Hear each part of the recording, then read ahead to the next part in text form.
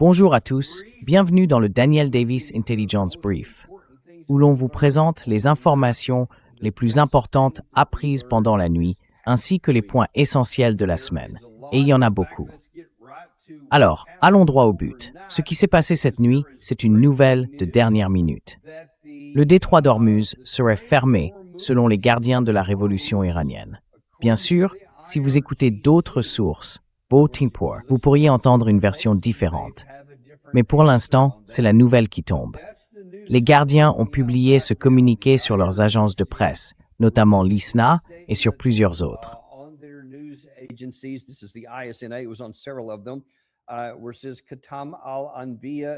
Là où il est écrit « Quartier général central de Khatam al-Anbiya », il est précisé qu'en raison de la violation flagrante des promesses et du non-respect des engagements par les États-Unis concernant l'échec à appliquer la première clause de l'accord de fin de guerre, et en réaction aux violations continues du cessez-le-feu par Israël et le sud du Liban, le détroit d'Ormuz sera fermé à la navigation des navires. Le quartier général central de Khatam al-Anbiya a également ajouté qu'il s'agit de la première mesure en réponse à la rupture des engagements par l'ennemi et que si l'agression se poursuit, d'autres étapes seront planifiées pour contraindre l'ennemi à respecter ses obligations. Alors, écoutez, c'est quelque chose qui m'inquiète depuis longtemps et ils l'ont bien mis en avant ici.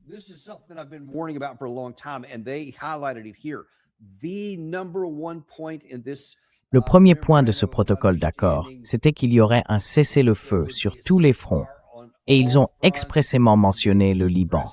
Vous vous souvenez peut-être du premier cessez-le-feu, celui qui est entré en vigueur après 40 jours de combat, je crois que c'était le 8 avril. Ce texte disait aussi que le cessez-le-feu s'appliquerait au Liban.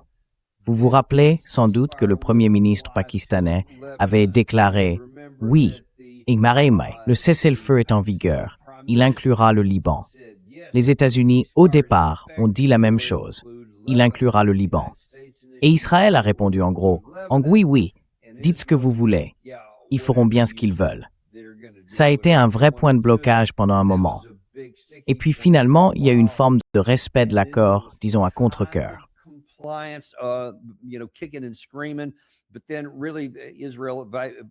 Mais ensuite, en réalité, Israël a à ce moment-là dit « Très bien, on va faire quelque chose à Beyrouth. » Et bien sûr, ils l'ont fait plus tard. Ça montrait à quel point tout ça était fragile. Donc, même pour en arriver au protocole d'accord, qui est passé de là où en étaient les premières discussions, le 8 avril, jusqu'à devenir la priorité numéro 1, je veux dire encore plus important que les réparations, encore plus que les avoirs débloqués, et tout le reste. C'était le point numéro 1. Du côté iranien, c'est très clair.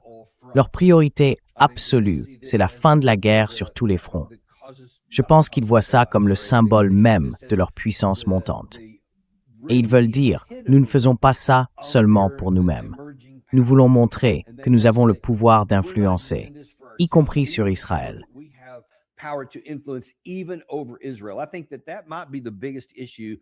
Je pense que c'est peut-être là le principal enjeu pour l'Iran. Ils veulent montrer qu'ils ont le pouvoir d'imposer la conformité, même à Israël, qui jusqu'ici était perçu comme la puissance militaire incontestée de la région, au-dessus de tout le monde, au-dessus de l'Iran, de l'Égypte, de la Syrie, avant sa chute, et même en rivalité avec la Turquie. Beaucoup de gens considéraient Israël comme plus puissant encore que la Turquie, pourtant membre de l'OTAN, en raison du soutien des États-Unis. C'est cette perception-là. Donc je pense qu'aujourd'hui, le vrai enjeu, c'est que l'Iran veut montrer ses muscles et prouver qu'il peut utiliser les États-Unis pour forcer Israël à se plier dans la région. Et si jamais ils y parviennent, cela enverra un message très fort au reste du Moyen-Orient sur qui, au final, détient vraiment le pouvoir de décision.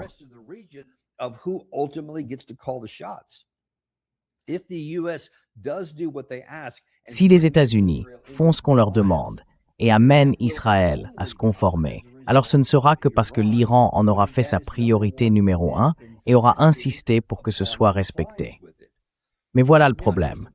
Est-ce que c'est fermé pour l'instant? Que ce soit le cas ou non, ça ne change pas vraiment les dynamiques dont je viens de parler, Mais ça modifie la situation immédiate, parce que l'Iran affirme avoir fermé le détroit d'Ormuz. Mais le vice-président Vance, dit qu'il n'y a pour l'instant aucune preuve de cela. Est-ce qu'il fait simplement preuve d'optimisme? Parce qu'à ce stade, on n'a aucune confirmation indépendante de ce qui se passe. En revanche, du côté iranien, il y a clairement une certaine confusion.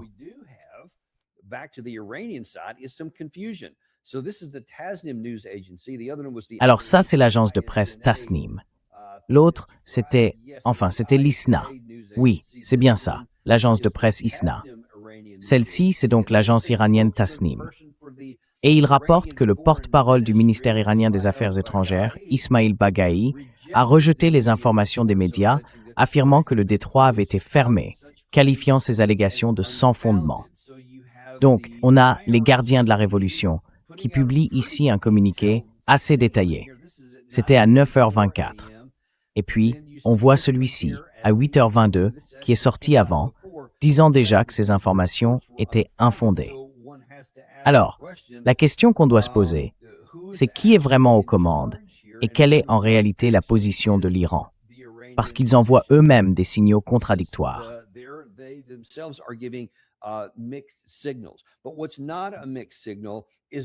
Mais ce qui n'est pas un signal contradictoire, c'est que la question reste au premier plan. Elle reste prioritaire. Et sans ça, il n'y aura pas d'accord à long terme. Donc la vraie question, c'est de savoir ce qui va se passer à l'intérieur d'Israël et du Liban. Et c'est justement la nouvelle de ce matin. Malgré la trêve, selon le Times of Israel, les médias rapportent. Malgré la trêve, l'armée israélienne frappe le Liban après des attaques répétées du Hezbollah. Au moins 27 personnes auraient été tuées. C'est une information importante. Israël, toujours selon une perspective israélienne, a mené une série de frappes dans le sud et l'est du Liban pendant la nuit et jusqu'à samedi matin.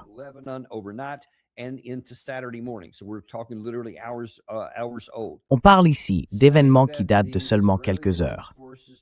L'armée israélienne aurait visé le Hezbollah après que ce groupe terroriste, soutenu par l'Iran, a attaqué des troupes en violation du cessez-le-feu qui n'avait qu'un jour. Les médias libanais et les secours sur place font état d'au moins 27 morts et 26 blessés. L'armée israélienne a déclaré, je cite, qu'elle restait engagée à respecter l'accord de cessez-le-feu, conformément aux directives du niveau politique. Mais elle a frappé le Hezbollah dans le sud du Liban après que le groupe terroriste a tiré environ 50 projectiles sur des cibles israéliennes lors d'incidents distincts survenus dans la nuit dans la région. J'ai vu d'autres rapports aujourd'hui qui précisent que c'est la version israélienne des faits. Mais quand on regarde de plus près ce qui s'est réellement passé sur le terrain, qu'est-ce qui aurait poussé le Hezbollah à lancer ces 50 tirs?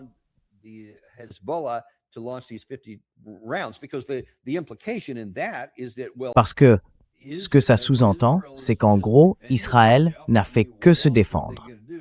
Enfin, qu'est-ce qu'ils auraient pu faire d'autre? Si le Hezbollah tire une cinquantaine de projectiles, ils n'allaient pas rester les bras croisés, évidemment. Mais ensuite, quand on regarde ce qui s'est passé sur le terrain, d'après des informations séparées que j'ai eues plus tôt dans la journée, les forces israéliennes avançaient dans certaines zones. Et quand elles sont entrées dans des secteurs où elles n'étaient pas auparavant, il y a eu une réaction du côté du Hezbollah, et c'est à ce moment-là qu'ils ont tiré ces roquettes. Alors Israël dit, nous, on ne tirait pas, on faisait juste mouvement vers d'autres zones. Et c'est eux qui, en violant le cessez-le-feu, ont ouvert le feu. Et bien sûr, après ça, Israël a riposté.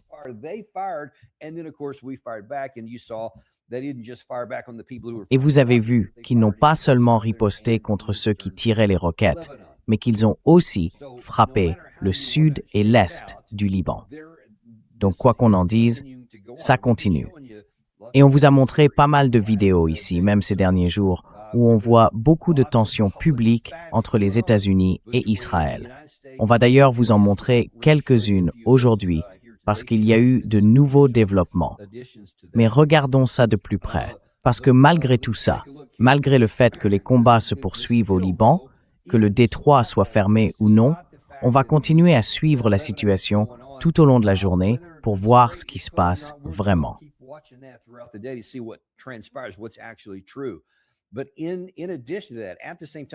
Mais en plus de ça, en même temps, il est 9h39. Donc, à peine 2 heures plus tôt, le type déclare « Nous avons respecté nos engagements, mais l'autre partie n'a pas rempli ses obligations concernant le cessez-le-feu au Liban. » L'autre partie devait contraindre Israël à respecter le cessez-le-feu, mais elle ne l'a pas fait. Si l'autre partie refuse de tenir ses engagements, l'Iran répondra de la même manière. Et c'est là qu'on retrouve un point commun. Regardez, je vous montre la déclaration originale du corps des gardiens de la révolution islamique, et notez bien la partie en bas. C'est la première étape en réponse à la violation de l'ennemi. Si l'agression continue, les prochaines étapes seront planifiées et mises en œuvre pour obliger l'ennemi à respecter ses engagements.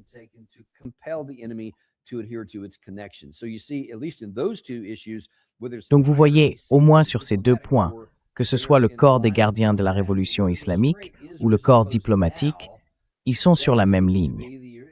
Du côté iranien, il semble très clair qu'ils vont continuer à suivre cette logique. Soit il y a conformité, soit il y aura des conséquences. Maintenant, il faut noter une chose à propos de l'Iran. Ils n'ont pas l'habitude de faire beaucoup de menaces en l'air. Il y en a eu quelques-unes, bien sûr. Mais bien trop souvent, quand ils ont dit « voilà ce qu'on fera si ceci n'arrive pas » ou « si cela se produit, voici comment on réagira », eh bien, ils l'ont fait. Donc, si certains pensent qu'ils ne sont pas sérieux, ils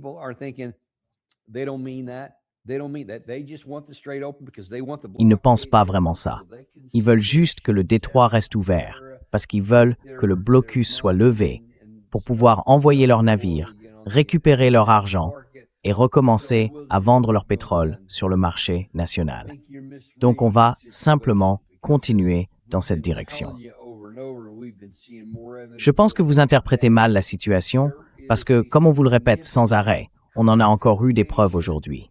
Il y a une confrontation importante, même du côté iranien, ou du moins il y en a une. Je ne suis pas sûr de son ampleur exacte en pourcentage.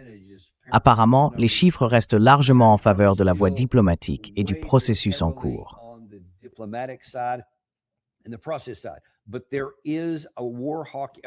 Mais il y a, du côté iranien, un courant belliciste, même au sein des gardiens de la révolution, d'après les informations que j'ai reçues récemment de personnes ayant des contacts dans la région. On me dit que, là aussi, il existe un courant favorable à la guerre, mais qu'en même temps, certains prônent une approche plus sage, plus longue, plus diplomatique, tout en ne faisant pas confiance aux États-Unis et sans vouloir mener par la force militaire. Il y a donc cette tension, ce contraste. On verra bien si le détroit est fermé ou non. Mais si on pense qu'Israël peut continuer indéfiniment à se battre, en disant à chaque fois « Oh, c'est le Hezbollah qui a fait ça », et qu'il n'y aura jamais de conséquences, je crois qu'on se trompe. Parce qu'à mon avis, il est assez probable, et même assez clair, que l'Iran prend ses déclarations très au sérieux et qu'il est déterminé à agir en conséquence.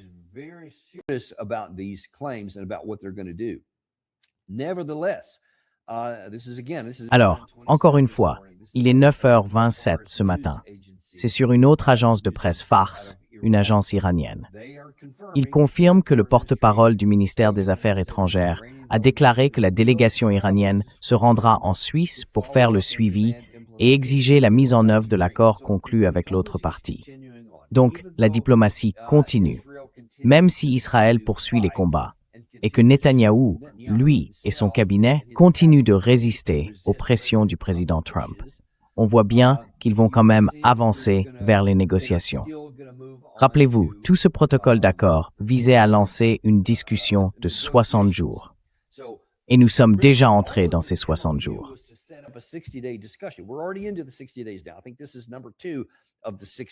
Je crois que c'est le numéro 2 sur les 60.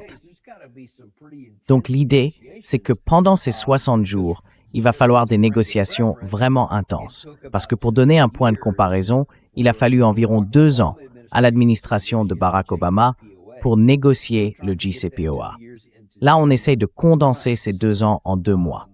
Et comme on va le voir, les vents contraires sont nombreux. D'ailleurs, on va en créer encore un peu plus aujourd'hui, selon la personne qu'on envoie, pour mener ces discussions. Je vais y revenir dans un instant. Mais je m'avance un peu. En fait, regardons ceci. Voici le président Vance, le vice-président Vance aujourd'hui, qui parle aussi de son départ pour la Suisse et de l'avancée de ses négociations.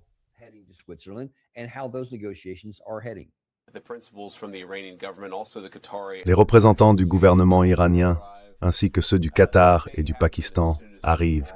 Ça pourrait se faire dès demain, mais ce genre de choses reste toujours un peu incertain. Jared et Steve sont sur place depuis quelques heures déjà pour gérer certains aspects techniques de cette négociation. Comme vous le savez, l'une des priorités que le président nous a fixées, c'est de rouvrir le détroit. C'est maintenant chose faite. Hier, on a réussi à faire sortir 16 millions de barils de pétrole du détroit d'Ormuz. C'est un record, même par rapport à la période d'avant le début du conflit.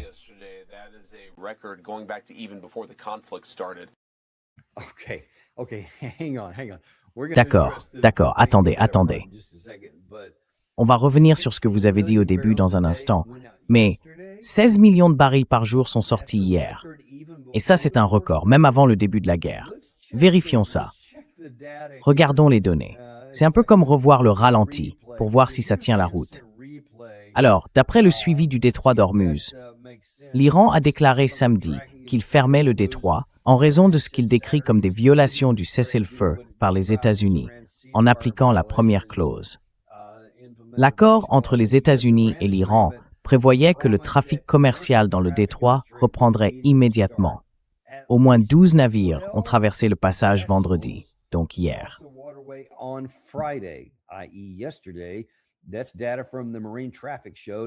Les données de Marine Traffic ont montré que 25 navires commerciaux ont traversé le détroit jeudi.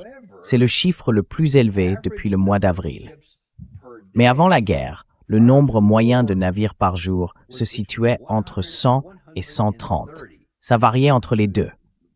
Alors, si vous dites que 12 d'entre eux sont passés et que c'est un record pour le pétrole, il va falloir m'aider à faire le calcul, monsieur le vice-président, parce que je ne vois pas comment on peut arriver à environ 10% du flux quotidien d'avant et que ça puisse quand même être un record, alors qu'à l'époque, on en avait 100 ou 130. Donc, il faut prendre le chiffre le plus élevé. Vous dites que c'est un record. Donc, d'une manière ou d'une autre, quand 130 navires passaient, il y avait moins de pétrole qu'avec les 12 d'hier.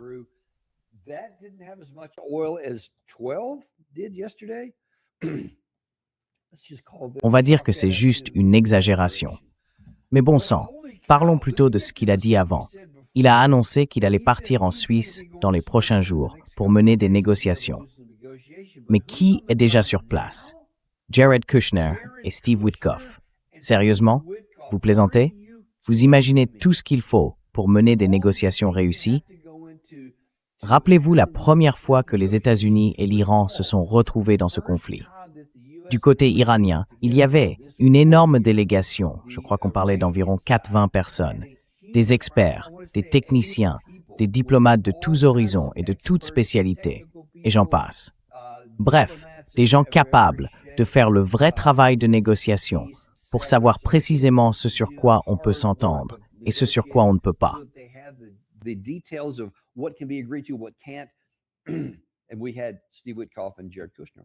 Et on avait Steve Witkoff et Jared Kushner. Et maintenant, ici, on a celui qui dirige tout ça, celui qui va le mener, le vice-président Vance. Il a encore une chose à dire là-dessus dans un instant, mais restons un peu sur ce point.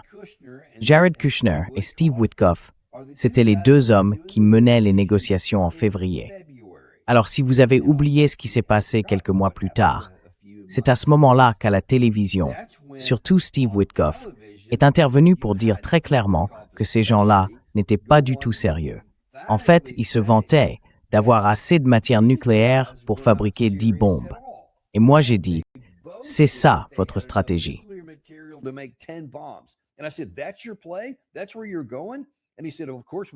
C'est là que vous vouliez en venir. Et il a répondu, bien sûr que non, on ne peut pas. Puis il a ajouté qu'ils étaient à 1 semaine, 10 jours tout au plus, d'avoir une bombe nucléaire. C'est ce qu'il a dit. une bombe nucléaire. Et donc finalement, et je regrette de ne pas y avoir pensé plus tôt, j'aurais aimé vous montrer cette vidéo, mais je n'ai pas réussi à la retrouver à temps.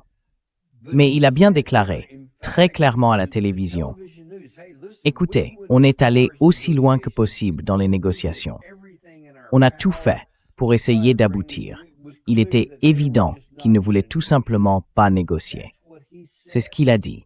Et ensuite, le 27 février, le ministre des Affaires étrangères d'Oman a affirmé que la veille, la partie iranienne avait fait un pas de trop, mais avait aussi déclaré « Oui, nous sommes prêts à engager une négociation. »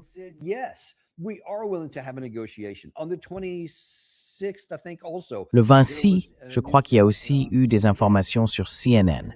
Et à ce moment-là, Abbas Araghchi disait que c'était le meilleur accord de négociation qu'on ait eu jusqu'à présent. Les choses se passaient très bien. On était tout près d'un accord.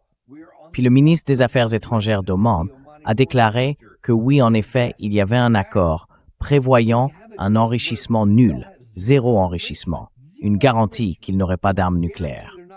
Et même le matériau retraité pourrait être réduit progressivement jusqu'à disparaître complètement. Donc, il n'y aurait plus de matériaux retraités et plus de retraitement du tout.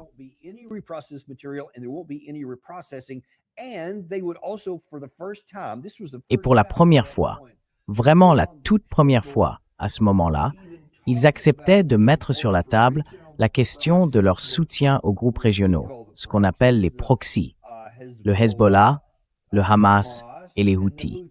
Ils étaient prêts à en parler, à discuter de ce soutien, et aussi des missiles longue portée qu'ils disaient vouloir aborder.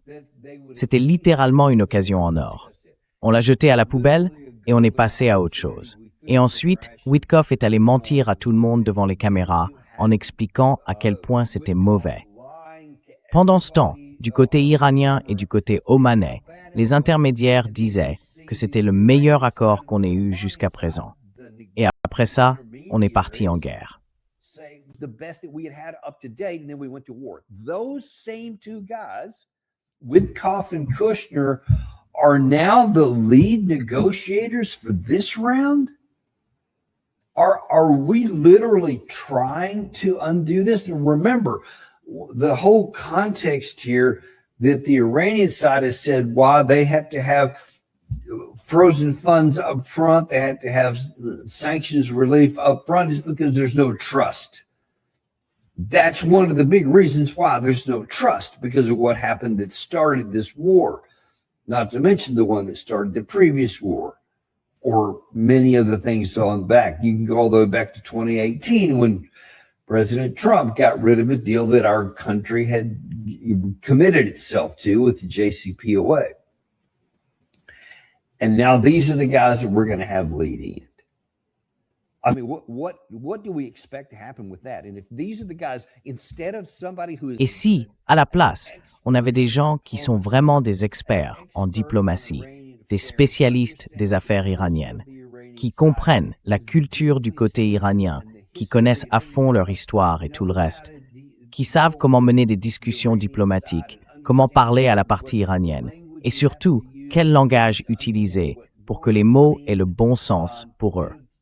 Tout ce genre de compétences, cette expertise technique, ces bases qu'on attend aussi dans les systèmes énergétiques, dans les questions de transit dans le Golfe, et tout ça, eh bien, ça devrait être le minimum requis pour commencer.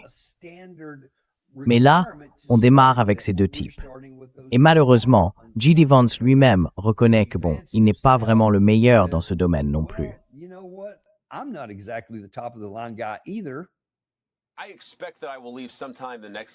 Je pense que je partirai d'ici quelques jours. Mais vous savez, c'est toujours une sorte de danse délicate entre la coordination et les protocoles diplomatiques.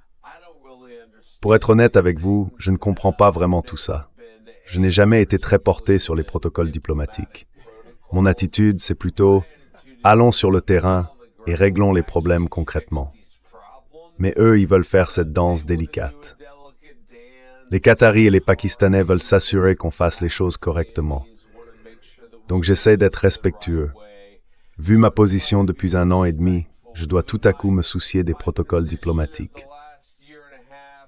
I have to care about diplomatic protocols all of a sudden.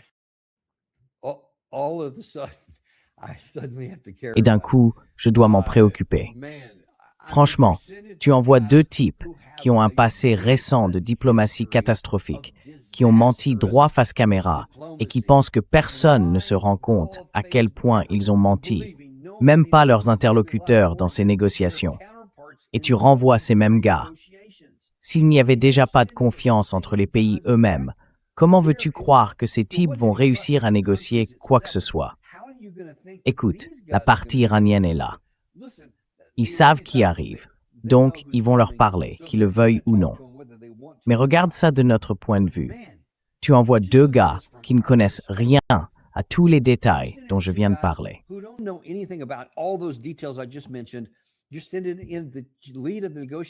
Vous envoyez le chef de l'équipe de négociation à un type qui, d'après ses propres mots, aujourd'hui, dit clairement « Je ne suis pas vraiment un expert en diplomatie ».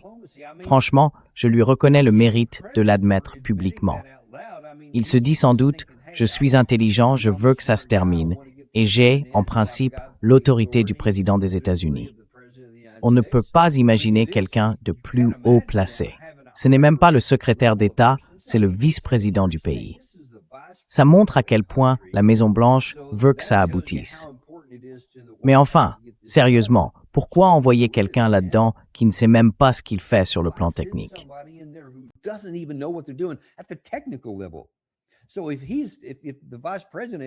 Alors, si le vice-président manque d'expérience personnelle et clairement de connaissances, de formation, bref, de tout ce qu'il faut pour mener ce genre de négociations de haut niveau, pourquoi ne pas au moins l'entourer d'experts, de vrais experts de haut rang, des gens avec des décennies d'expérience, et qu'on retire ces deux types de l'avion, franchement. Ne les envoyez même pas là-bas, parce qu'ils ne peuvent rien apporter de positif. Rien du tout. Tout ce qu'ils peuvent faire, c'est du négatif. Et si vous dites qu'il faut quelqu'un sur place pour exécuter les consignes du président Trump, eh bien cette personne, c'est J.D. Vance, pas ces deux autres. Et souvenez-vous aussi, au-delà de ce que je vous ai déjà dit sur leurs mensonges et tout le reste, il y avait à l'époque un rapport indiquant que Witkoff, en particulier, passait son temps à sortir pour passer des coups de fil. À qui vous pensez? Son fil de secours. Et devinez qui c'était? Benjamin Netanyahu.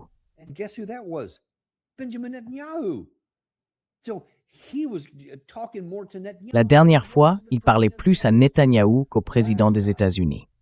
Ça te dit tout ce qu'il faut savoir. Qu'il l'appelle ou pas cette fois, ça ne change rien. On voit bien où va sa loyauté. Alors oui, il a évidemment une loyauté personnelle envers le président Trump, mais elle est partagée, pas exclusive. Ce qu'il nous faut, c'est quelqu'un qui soit entièrement concentré sur les intérêts américains et rien d'autre. Et vu les déclarations que J.D. Vance a faites ces derniers jours, en prenant clairement ses distances et en envoyant quelques piques à Israël, c'est lui que je préférerais voir à ce poste.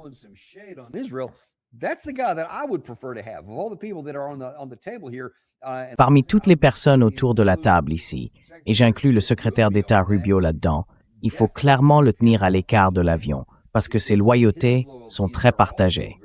En revanche, J.D. Vance, lui, semble vraiment mettre l'Amérique en premier.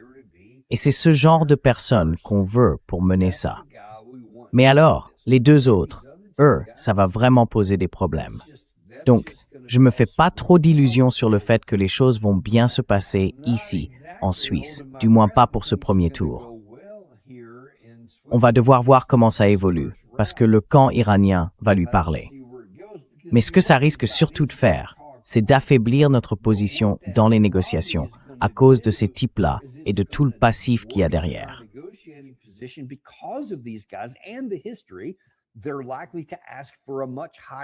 Ils vont probablement demander une concession bien plus importante dès le départ que tout le reste.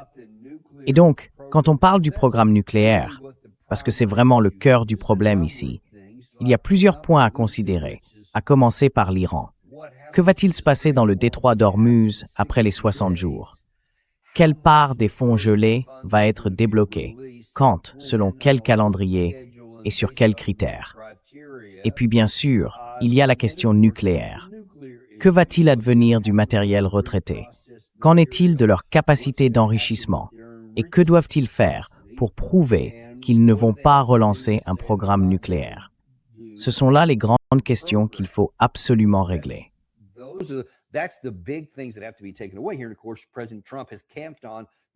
Et bien sûr, le président Trump a fait campagne en disant qu'il n'aurait jamais d'armes nucléaires, quoi qu'il arrive. Alors, tout ça remonte à l'époque où nous avions un accord qui limitait réellement leur programme nucléaire et qui incluait une déclaration selon laquelle ils ne produiraient ni ne chercheraient jamais à obtenir une arme nucléaire. Vous en avez peut-être entendu parler, c'était le JCPOA. Et justement, c'est un point sur lequel le président Trump a une ligne d'attaque distincte auprès du public américain, pour essayer de les convaincre que, quoi qu'ils fassent ici, ou quoi que ces gens fassent en Suisse, eh bien, c'est tellement mieux que le JCPOA. Je vous en ai déjà beaucoup parlé, mais hier, dans une interview accordée à Axios, le président Trump a de nouveau abordé le sujet.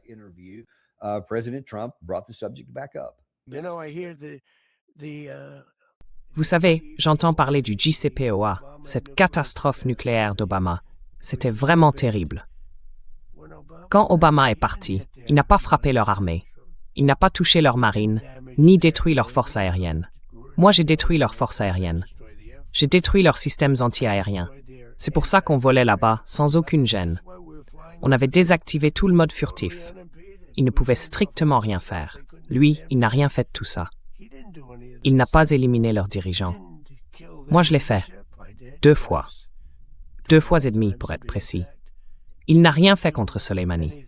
Moi, j'ai tué Soleimani. Et j'ai tué l'ayatollah, plusieurs responsables des gardiens de la révolution.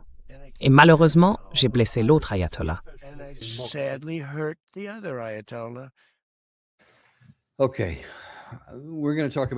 D'accord, on va parler dans un instant de cette façon de se vanter d'avoir tué des gens. Mais d'abord, regardons les aspects pratiques. Encore une fois, il dit « j'ai détruit leur marine ». Et comme à chaque fois qu'il sort ça, on remet les choses au clair. Non, c'est pas vrai. Tu as fait exploser beaucoup de vieux navires, les bâtiments de surface classiques qu'ils avaient, pour la plupart amarrés dans des ports qui ne participaient même pas à cette guerre. Tu en as détruit 158, oui, mais ce sont les milliers de vedettes rapides et d'embarcations d'attaque légères qui comptent vraiment, celles qui peuvent agir localement sur le trafic maritime, lancer des missiles depuis leur plateforme ou encore tirer des torpilles.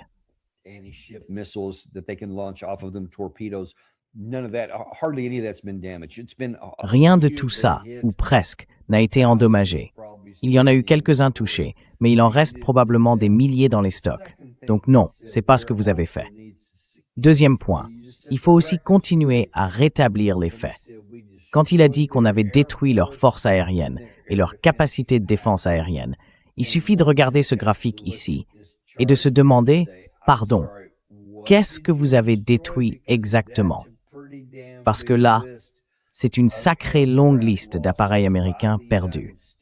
Et tout ça en à peine 40 jours de guerre, 40 et quelques, je crois, 42 au total, endommagés ou détruits, venant d'un pays qui, soi-disant, n'avait ni défense aérienne ni aviation offensive.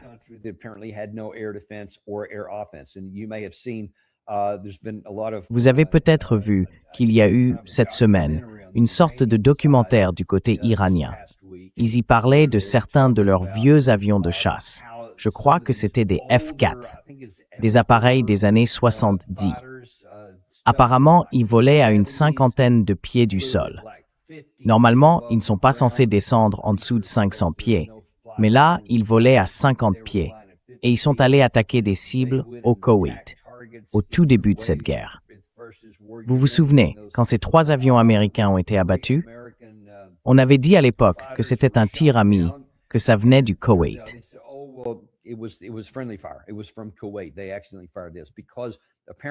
Ils ont tiré par erreur, apparemment à cause de ces combattants iraniens qui causaient énormément de dégâts au sol dès le début. Le camp koweïtien a vu nos avions dans le ciel, a cru que c'était ceux des Iraniens et les a abattus. Donc, premièrement, nos avions peuvent être descendus par beaucoup de choses différentes, et ça, c'en est un exemple. Mais ces avions sont bien allés sur zone. Et évidemment, les pilotes n'ont pas été tués, puisqu'on les voit ici à la caméra, en train de parler de ce qu'ils ont fait. Rien que ces deux éléments montrent à quel point on exagère nos capacités et qu'il y a une volonté de minimiser celles de l'autre camp.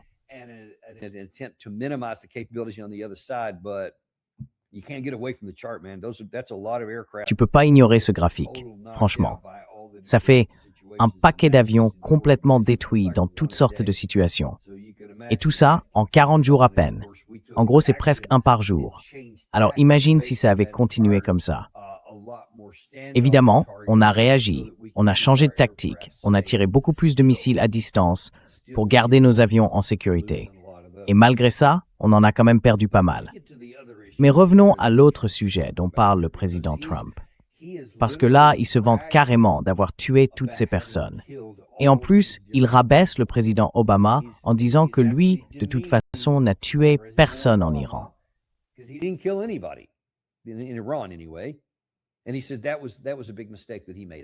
Il a dit que c'était une grosse erreur de sa part. Moi, je l'ai fait parce que je suis plus dur ici. Mais écoutez-moi bien, les amis, tout ça a un prix. Quand on se vante d'assassiner des gens à droite et à gauche, c'est humain. Les gens ne vont pas rester les bras croisés. L'idée, de notre côté, c'est, vous savez quoi, on va tuer un tas de gens, on va assassiner ces personnes. Et si elles ne font pas ce qu'on dit, les meurtres continueront. On va simplement descendre la liste et éliminer tout le monde jusqu'à ce qu'ils finissent par se soumettre à ce qu'on veut. Et là, on arrêtera de les tuer et ils vivront heureux pour toujours.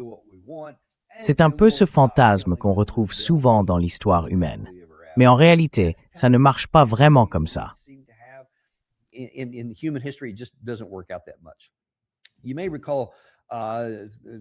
Vous vous souvenez peut-être, il y a 2 ou 3 semaines, je crois, quand certains médias ont rapporté que la fille du président, Ivanka Trump, aurait été la cible d'une tentative d'assassinat par les Iraniens. On ne sait pas si c'était vrai ou non, mais cette rumeur circulait. Ils disaient avoir reçu des informations de renseignement à ce sujet, et bien sûr, ils l'ont protégée. Finalement, rien ne s'est passé. Aujourd'hui, j'espère sincèrement que ça restera comme ça. Je ne veux pas qu'un seul membre de la famille du président Trump, ni personne d'autre en Amérique, soit assassiné. Mais, mon ami, on joue avec le feu quand on continue à croire qu'on peut faire tout ce qu'on veut sans jamais en payer le prix. C'est un point sur lequel j'insiste souvent. Depuis longtemps, on agit comme si nos décisions n'avaient aucune conséquence, simplement parce qu'on pense qu'il ne peut pas y en avoir.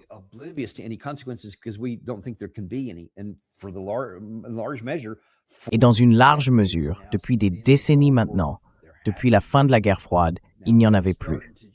Mais ça commence à changer. La guerre entre la Russie et l'Ukraine en est un exemple frappant.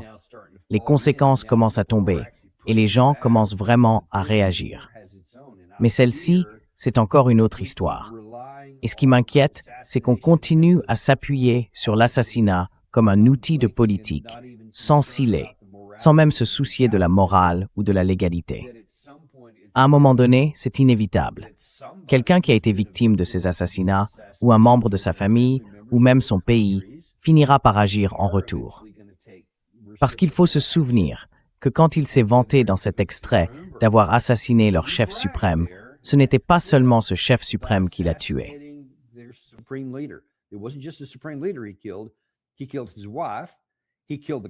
Il a tué sa femme. Il a tué la femme de l'actuel chef suprême, le petit enfant du chef suprême, et l'enfant du dirigeant actuel, Moshe Debal Hamoni. Et on ne peut pas continuer à tuer toutes ces personnes, tous ces membres de famille. Et puis, bien sûr, il y a les scientifiques civils qu'on a beaucoup assassinés, surtout en 2025 et pendant la guerre des 12 jours. Beaucoup de civils, des gens ont été assassinés. Beaucoup de chefs militaires ont été tués dans leurs appartements, avec leurs familles. Franchement, on ne peut pas continuer à tuer toutes ces personnes, leurs proches, des civils, et croire que ça ne finira jamais par se retourner contre nous. Et maintenant, sans vanter ici, imaginez un peu, mettez-vous à leur place.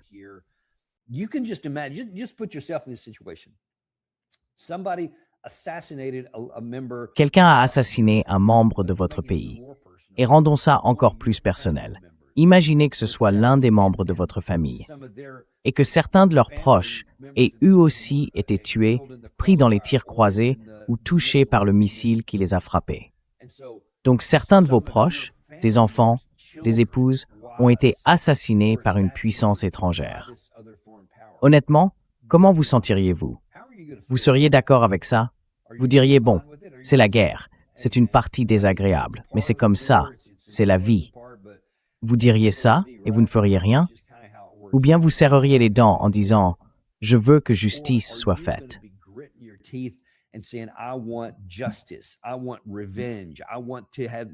Je veux me venger. Je veux qu'ils paient de la même façon. Peut-être qu'ils ne font rien pour l'instant, parce que je suis sûr que la sécurité est très renforcée. Mais c'est encore une de ces situations, je le crains, où des graines ont été semées et arrosées du sang de gens qui, un jour, se lèveront et donneront des fruits amers. Ça peut être dans des années, quand plus personne ne fera attention. Et tout à coup, des gens commenceront à être assassinés en représailles. C'est quelque chose qu'on a vu souvent dans l'histoire humaine, des milliers d'années d'histoire. Je doute très sérieusement que cette dynamique change aujourd'hui. On verra bien. J'espère me tromper.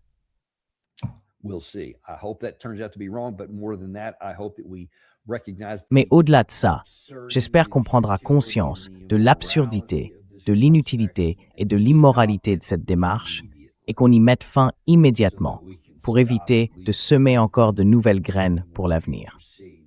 Alors revenons au JCPOA. Gary, si tu peux remettre ça à l'écran. Voilà où en est aujourd'hui le président Trump sur le JCPOA, et il ne cesse d'en parler encore et encore. Il a dit « L'Iran, bien sûr, a été complètement vaincu sur le plan militaire, parce qu'il affirme que c'est lui qui l'a fait, pas Obama. Mais selon lui, Obama n'a fait que leur donner des milliards en liquide, sans jamais utiliser notre armée, à l'époque déjà affaiblie, pour faire ce qu'il aurait fallu faire. Contenir le principal sponsor du terrorisme dans le monde, l'Iran.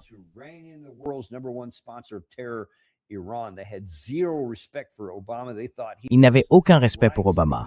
Ils pensaient qu'il était comme Joe Biden, endormi, un dirigeant faible et inefficace. Et là-dessus, ils avaient totalement raison. L'Iran a pu agir en toute impunité pendant 47 ans, jusqu'à ce que j'arrive et que je change tout ça. Et bien sûr, comme il vient de le dire dans cet extrait, je suis en train de tout renverser ici. Mais écoutez, ce n'est pas le JCPOA. Et au-delà de Truth Social et des déclarations, on ne peut même pas vraiment comparer les deux. Le vice-président Vance, lui aussi, a été envoyé pour essayer de convaincre tout le monde en Amérique que ce n'est pas le JCPOA. En réalité, c'est bien mieux.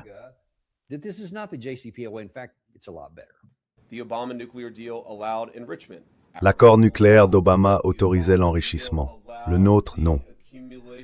L'accord d'Obama permettait aussi d'accumuler des stocks de matières de qualité militaire. Le nôtre, au contraire, conduit à la destruction de ces stocks de matières enrichies. Donc il y a beaucoup de différences.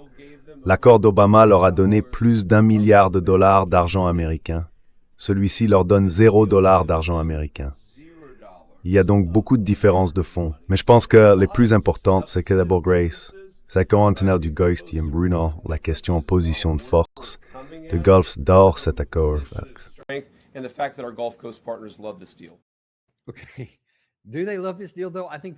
D'accord, mais est-ce qu'ils aiment vraiment cet accord? Je pense qu'ils veulent surtout s'en débarrasser, le retirer de la table. Souvenez-vous, il y avait déjà un accord, pas seulement le JCPOA, qui faisait tout ce qu'il décrit là. Sauf qu'il y a une différence. Il a raison sur ce point. Il y a bien une différence. Il dit que, en fait, il se trompe. Il a dit que cet accord-là ne prenait pas en compte le matériau retraité. Celui-ci le ferait. Non. En réalité, 25 000 livres de matériaux retraités ont été sortis du pays dans le cadre du JCPOA. Et leurs centrifugeuses ont été considérablement réduites. Il y en avait beaucoup moins.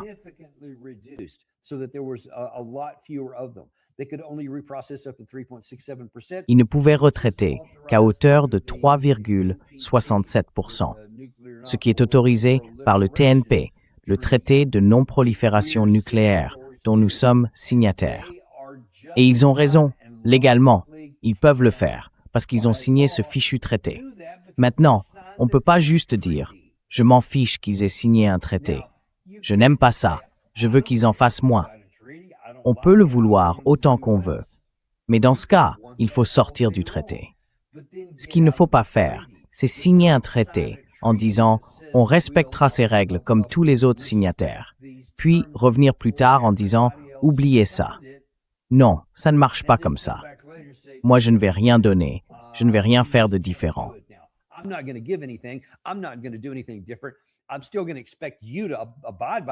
Je m'attends toujours à ce que vous respectiez tous les termes de l'accord, mais vous ne pouvez pas garder celui-là, celui qui vous avantage. Donc oui, on passe à autre chose. Ça ne marche tout simplement pas comme ça. Alors, si cette équipe qui part en Suisse pense qu'elle va obtenir quelque chose de ce genre, il y a de fortes chances qu'il n'y ait tout simplement pas d'accord. Et d'ailleurs, je peux vous dire que les chances d'obtenir un accord nucléaire aussi bon que celui qui était sur la table le 26 février, et encore moins celui conclu sous le président Obama, relèvent du fantasme. Franchement, je n'y crois pas une seconde, parce que nous n'avons pas le levier nécessaire pour l'imposer. À l'époque, le président Obama, lui, avait ce levier grâce aux sanctions. President Obama at that time had leverage in the sanctions. And listen to me, here's an important point to understand. Écoutez-moi bien. Il y a un point important à comprendre. Beaucoup de gens à Washington pensent que les sanctions, c'est comme une batte de baseball. On frappe encore et encore jusqu'à ce que l'autre cède. Mais en réalité, les sanctions sont surtout utiles quand on les relâche, quand on les lève. Ce qui compte, la manière dont elles peuvent vraiment être efficaces, c'est si vous imposez des sanctions en disant « si vous changez votre comportement sur ce point, alors nous vous en donnerons le bénéfice, nous lèverons cette sanction et vous pourrez reprendre vos activités. » Parce que là, vous créez une incitation de l'autre côté à respecter les conditions, puisqu'ils ont quelque chose à y gagner. Il faut qu'il y ait du donnant-donnant. On ne peut pas juste exiger et prendre. Ça ne marche pas comme ça.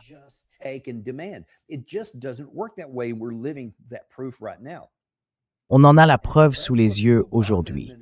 C'est exactement ce qu'a fait l'administration Obama. Elle a levé des sanctions et rendu une partie des avoirs gelés.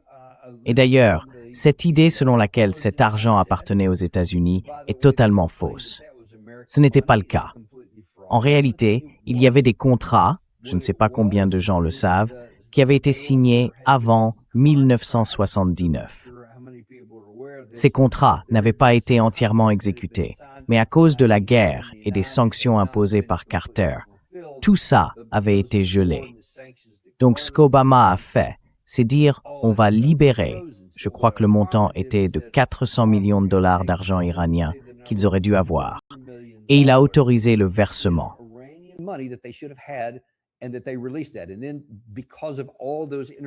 Et puis, à cause de toutes ces années où l'argent était resté dans les banques, il avait généré des intérêts. Je crois que ça s'élevait à environ 1,3 milliard de dollars. C'est pour ça qu'on parle d'1,7 milliard au total, qu'ils ont aussi libéré des intérêts iraniens accumulés à partir d'argent iranien. Ce n'était jamais notre argent. Donc, comme l'a dit le président Trump il y a quelques jours, ce dégel d'avoirs, de toute façon, c'était de l'argent iranien. Même chose là-bas. Voilà ce que le président Obama a fait pour obtenir l'accord. Et ça a marché, après 2 ans de négociations minutieuses, avec tous les experts nécessaires et tout le reste. C'est ce qu'on a fini par obtenir. Et on n'a pas eu besoin de faire la guerre pour ça. D'ailleurs, je crois que c'était hier, le président Obama lui-même a été interrogé sur la façon dont il voit la situation actuelle.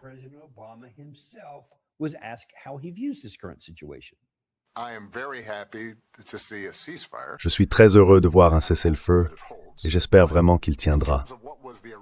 Mais si on revient à la raison initiale de cette guerre, c'était qu'il existait un accord dans lequel l'Iran s'était engagé à ne pas développer d'armes nucléaires. Cette administration, ou une version précédente de cette administration, s'en est retirée. Et cela a ensuite poussé l'Iran à développer davantage de capacités nucléaires. Aujourd'hui, nous avons mené une guerre, dépensé des milliards et des milliards de dollars. exercé une pression énorme sur nos forces armées. Beaucoup de gens sont morts. Et on a l'impression d'être revenu exactement au point où nous étions avant le début de la guerre. Sauf que peut-être la situation est encore un peu pire.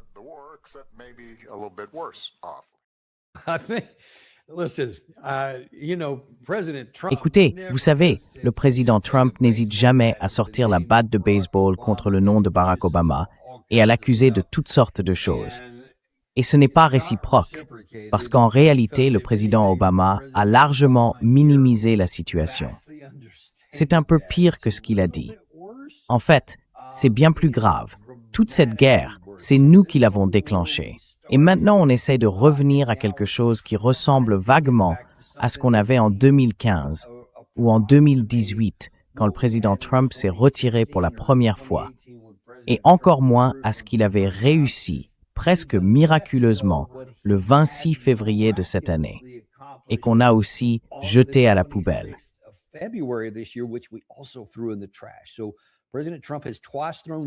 Le président Trump a à 2 reprises jeté à la poubelle des accords qui lui auraient apporté un immense succès et qui nous auraient permis d'avancer vers une normalisation des relations avec l'Iran. Ces accords auraient garanti nos intérêts, ceux d'Israël, et auraient aidé tout le monde dans la région. À la place, on a choisi la guerre. Et aujourd'hui, on est un peu plus mal en point, Monsieur Obama. 13 Américains sont morts, 400 sont blessés, plus de 40 avions ont été endommagés ou détruits, plus de 20 bases ont subi le même sort et sont déjà, pour la plupart, abandonnées. Et tout cela nous a coûté, jusqu'à présent, plus de 100 milliards de dollars. Et bien sûr, le plus gros problème, c'est que l'Iran contrôle désormais le détroit d'Ormuz. Vous n'allez pas leur reprendre ça, ni par la diplomatie, ni par la force.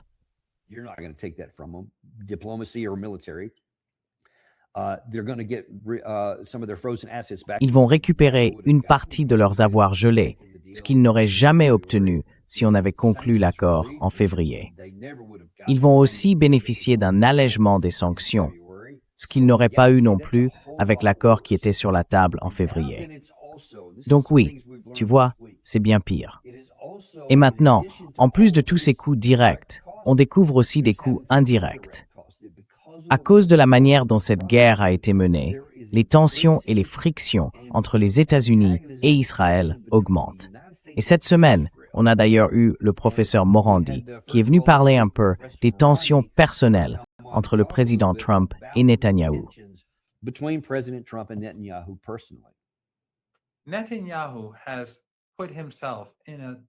Netanyahou s'est mis dans une situation terrible. En commettant cet acte de meurtre, en plus du génocide qui se poursuit, en menant cet assassinat à Beyrouth, il a obligé Trump à faire d'importantes concessions. Et maintenant, il n'a plus que 2 options. Soit il obéit à Trump, il met fin à l'occupation et au massacre, et il perd. Soit il désobéit à Trump, il l'humilie, et il prolonge la crise économique et énergétique.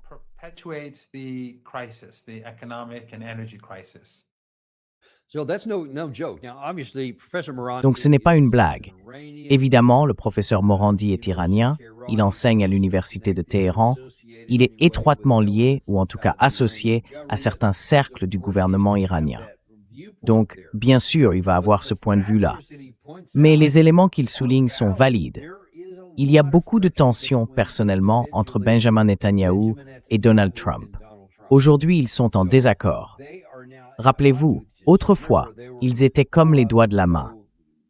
Et maintenant, ils ne semblent plus toujours du même côté, surtout depuis le début de cette guerre, à un moment où Netanyahou venait quasiment tous les 2 mois.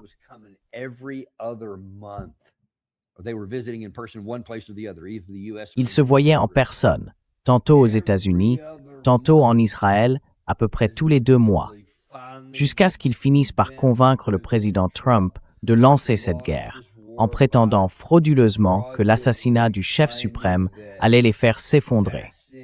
Comme, disait-il, quand on a voulu faire tomber Maduro au Venezuela. Il affirmait que tout serait réglé en 4 ou 5 jours, qu'il pourrait l'anéantir, tout ce genre de choses. Mais ça ne s'est pas passé comme prévu. Et ça, forcément, ça crée des tensions, parce que tout à coup, on se rend compte qu'on est coincé là-dedans. Et puis, Il avait dit « Ne vous inquiétez pas pour le détroit d'Ormuz ». C'est Netanyahou qui avait dit ça. Oui, eh bien ça non plus, ça n'a clairement pas marché.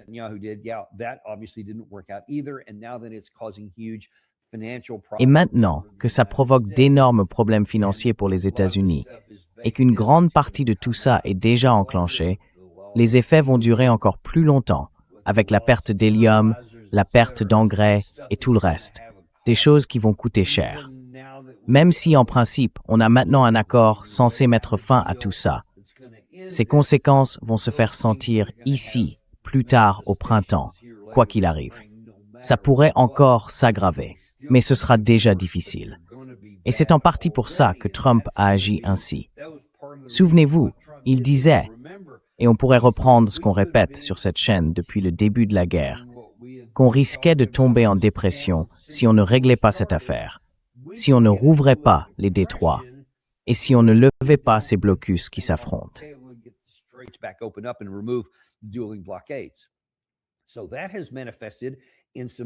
Cela s'est traduit ces derniers temps par des tensions de plus en plus visibles entre le président Trump et Benjamin Netanyahou. On a vu le président Trump, d'un côté, dire dans une interview que leur relation avait toujours été excellente, que Netanyahou était un guerrier, quelqu'un de formidable, et puis, à un autre moment, il dit qu'il devrait être un peu plus raisonnable, qu'il va un peu trop loin au Liban, qu'il fera ce que lui, Trump, lui dira de faire.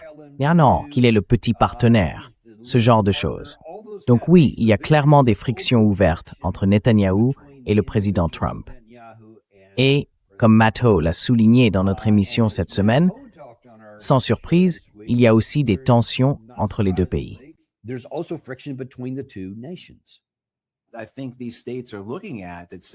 Je pense que ces États regardent la situation et se disent, premièrement, on ne peut pas faire plus confiance aux Américains qu'à qui que ce soit d'autre. Deuxièmement, ils ne sont pas fiables et leurs forces ne sont qu'en apparence.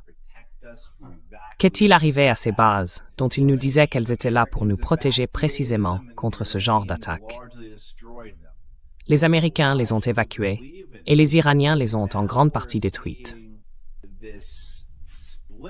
Alors, pourquoi devrions-nous encore croire en eux? Et maintenant, on voit cette fracture apparaître entre les Américains et les Israéliens, avec un président qui n'est fidèle à rien d'autre qu'à ses propres intérêts. À mon avis, et je pense que d'autres partagent ce point de vue, la seule loyauté de Donald Trump, c'est envers lui-même. Et si cette guerre doit devenir son héritage, il fera tout au cours des 2 ans et demi à venir pour protéger cet héritage.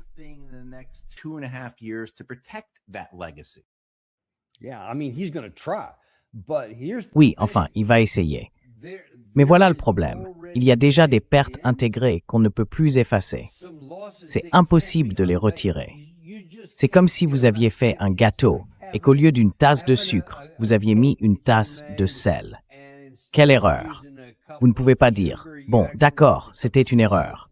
Le sucre et le sel se ressemblent un peu, mais évidemment, on ne peut pas manger le gâteau comme ça. Alors on se dit, on va tout défaire, reprendre les ingrédients et remplacer le sel.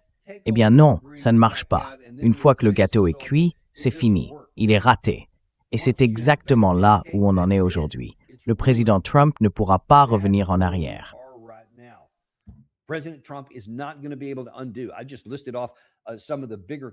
Je viens d'énumérer quelques-unes des conséquences les plus graves qu'on a déjà subies, à la fois personnellement et en termes de réputation, que ce soit dans la région ou même à l'échelle mondiale.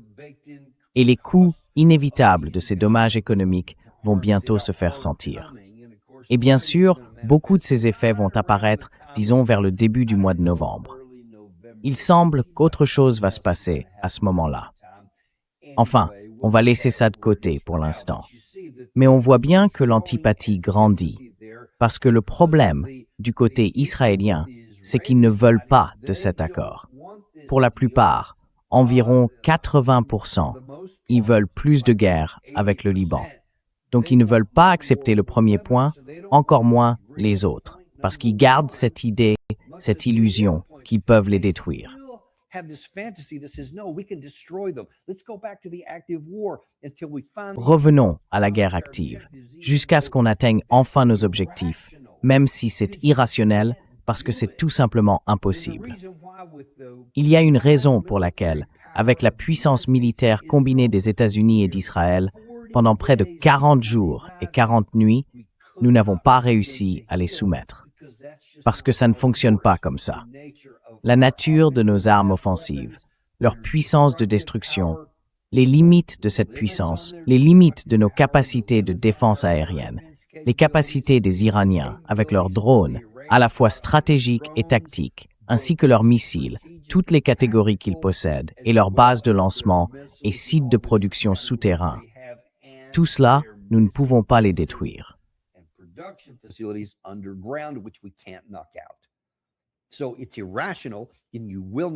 Donc c'est irrationnel et ça ne marchera pas.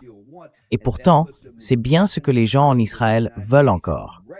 Et ça les met clairement en tension avec les États-Unis, où beaucoup reconnaissent, même à des niveaux très élevés, que cet objectif est inatteignable. Du coup, ça crée une tension entre nous. Et puis le docteur Mawini, c'était la première fois qu'on l'avait dans notre émission cette semaine. Eh bien, ce ne sera certainement pas la dernière. Il a vraiment apporté des points très intéressants. L'un des plus importants qu'il a bien souligné, c'est qu'il y a maintenant une antipathie grandissante entre les Américains et les Israéliens, à cause des torts que tout cela nous cause.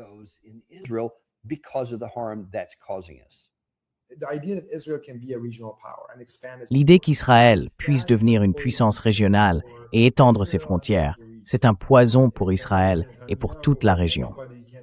Si Benjamin Netanyahou ou qui que ce soit d'autre parvient vraiment à réorienter la stratégie israélienne et à s'éloigner de cette logique, un peu comme l'Amérique le fait lentement, à contre-cœur, mais contrainte de le faire, en s'éloignant d'une stratégie de primauté mondiale pour aller vers une stratégie de retenue et de compréhension. On l'a bien vu dans la stratégie de sécurité nationale, la NSS de 2025. Elle était très centrée sur l'hémisphère occidental, pas sur le monde entier. Donc oui, les circonstances structurelles, l'histoire, la géopolitique, tout ça est bien réel et ça obéit à sa propre logique.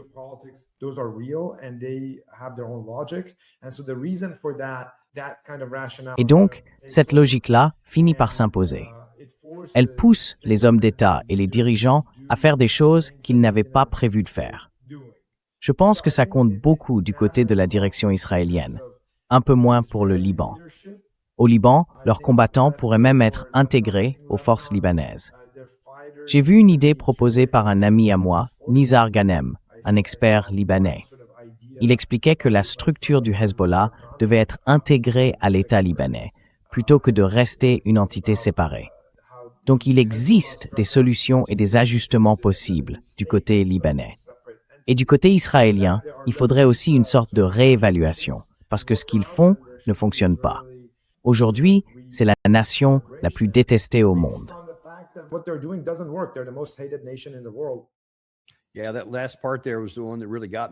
Oui, c'est cette dernière partie qui m'a vraiment marqué. Il a dit qu'en ce moment, ils sont le pays le plus détesté au monde.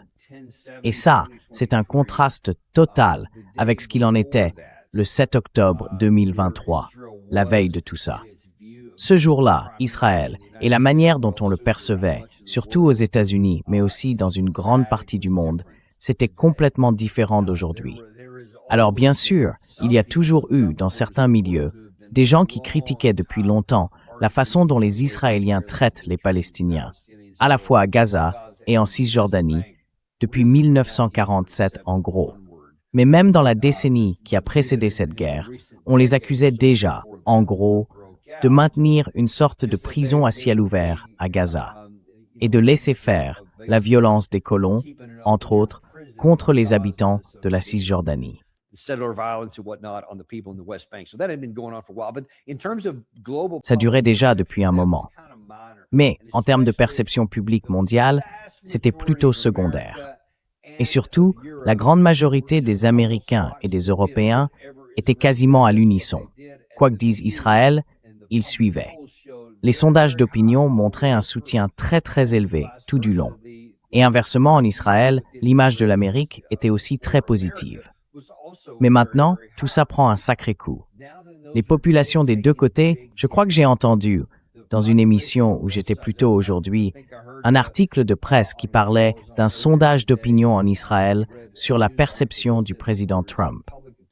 Il disait qu'il était passé de 68% il y a 3 semaines, avant la signature de cet accord, à quelque chose comme 30% aujourd'hui.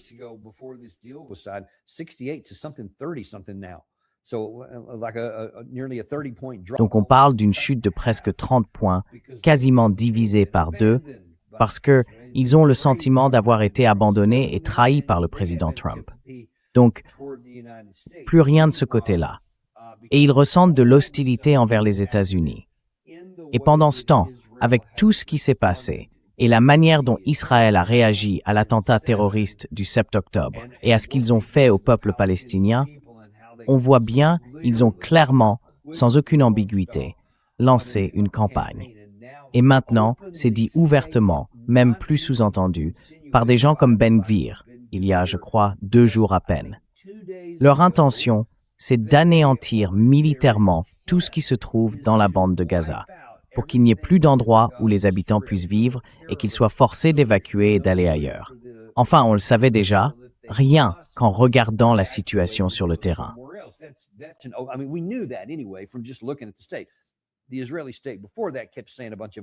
Avant ça, l'État israélien répétait tout un tas d'autres arguments, en prétendant « non, c'est juste une réponse aux attaques du Hamas » ou quelque chose du genre.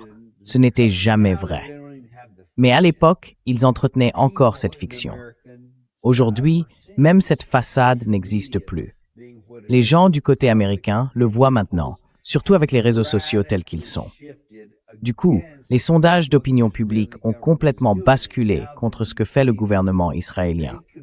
Et maintenant, on voit bien qu'ils pourraient être ceux qui bloquent l'accord que le président Trump a fini par accepter, tardivement, pour retirer la guerre de la table et éviter que les dégâts continuent de s'accumuler. Leur refus d'évoluer provoque encore plus d'hostilité et d'antipathie de la part du public américain. Et tout ça, ça ne s'est pas arrêté.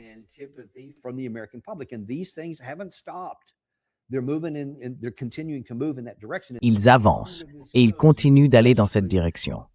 Et plus ça dure, surtout si le détroit se referme à nouveau. Si on se retrouve dans une situation où on ne peut pas progresser sur aucun des 14 autres points, simplement parce qu'on n'arrive même pas à dépasser le premier, sans parler des questions nucléaires.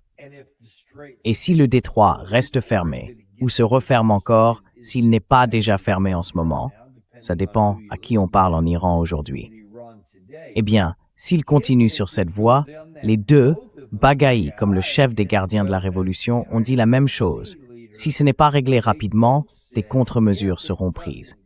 Donc que le détroit soit fermé aujourd'hui ou non, quelque chose va se passer si le problème n'est pas résolu.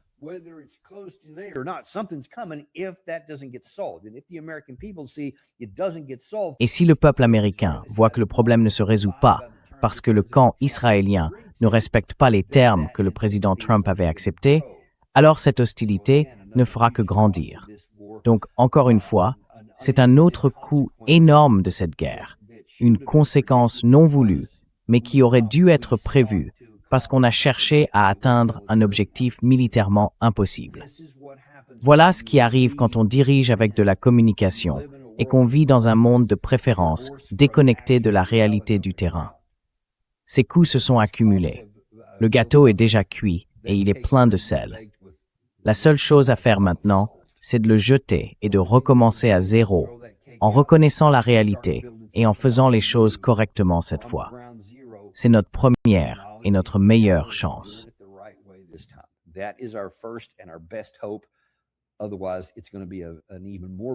Sinon, ce sera une pilule encore plus amère à avaler pour nous, en avançant.